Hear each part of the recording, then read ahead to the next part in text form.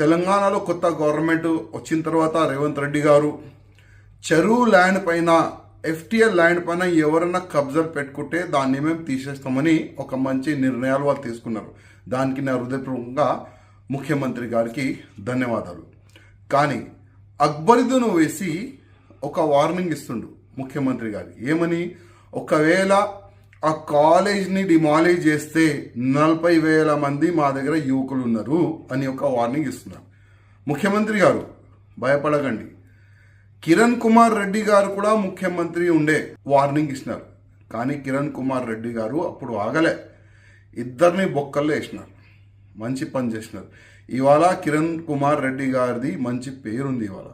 అదేవిధంగా మీరు కూడా ఒక సంకల్పం తీసుకున్నారు. ఎట్టి పరిస్థితుల్లో చెరువుకి కబ్జా చేసిన వాడికి నేను ఇవ్వను. ఇట్లాంటి చిన్నోళ్ళు వార్నింగ్ ఇస్తూనే ఉంటారు. దానికి మీరు పక్క పెట్టండి. మీరు తీసుకున్న సంకల్పం పూర్తి చేయాలి. ఎంఐఎంఓలు చెరువులైన కబ్జా చేసుకున్నారు. ఎట్టి పరిస్థితుల్లో దానికి డిమాలిష్ చేయాలని భారతీయ జనతా పార్టీ తరఫు నుంచి మేము కోరుతున్నాము.